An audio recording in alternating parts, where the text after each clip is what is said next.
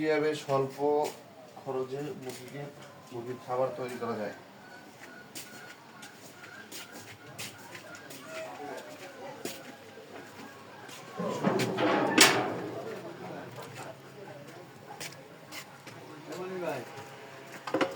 এই যে দেখা যায় পাশে আশেপাশে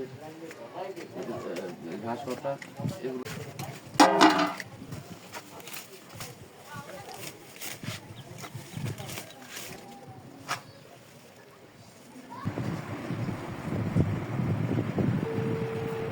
এই শাক পাতাগুলোকে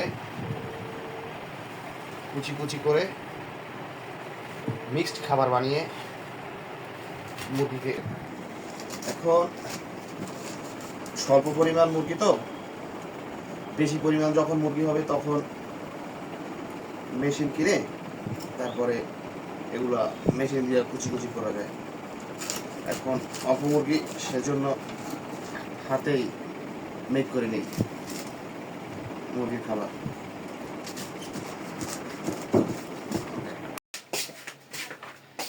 এটা হচ্ছে সবজি, ঘাস পাতা। এটা হচ্ছে ভাতের মার।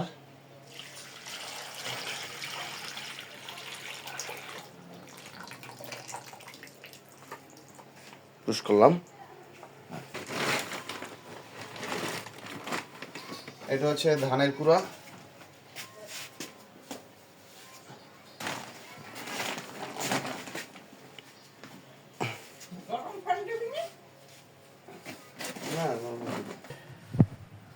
ভুট্টার গুঁড়ি, ভুট্টা গুঁড়া।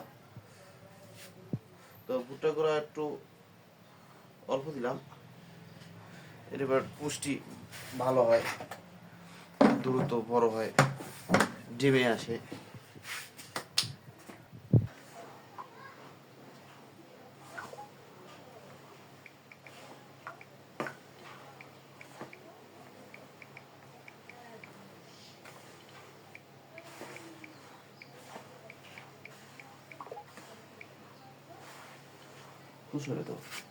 কোন দিকে? এটা হচ্ছে হলুদ, আমরা রান্নার সাথে খাই। এই হলুদে অনেক উপকার। এই হলুদ এই মুরগির রোগ বালাই থেকে অনেক রক্ষা করে। এই সামান্য পরিমাণ হলুদ মিক্সচার করে দিলাম, ভালো লাগে। আপনারা চাইলে এর সাথে একটু আদা মিক্স করে দিতে পারেন। আদা ওই থেতো করে একটু খণ্ড দিলে মুরগির শরীরের জন্য অনেক ভালো। জট। এবার দেখবো মুরগিগুলা কিভাবে খাবারটা পরিবেশন করে, মজা করে খাবারটা খায়।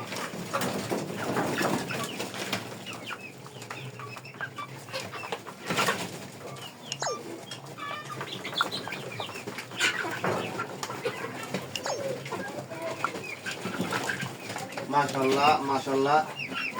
আপনারাও চাইলে এইভাবে অল্প খরচে মুরগিদের প্রাকৃতিকভাবে খাবার খাওয়াতে পারেন। এতে অনেক সাশ্রয় হয়, আর মুরগিগুলোর পুষ্টি হয়, ডিমের উৎপাদন ভালো হয়। ওরা খুব দেখেন, খুব মজা করে খাচ্ছে, খুব মজা করে খায় ওরা।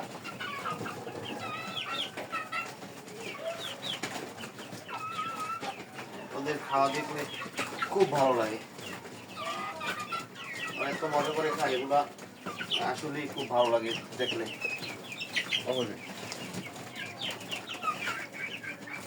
খাবার দেওয়ার সাথে আপনারা সব সময় মুরগিকে ফ্রেশ পানি, একদম পুকুর ওই কলের ন্যাচারাল ঠান্ডা পানি খাওয়ানো অভ্যাস করবেন।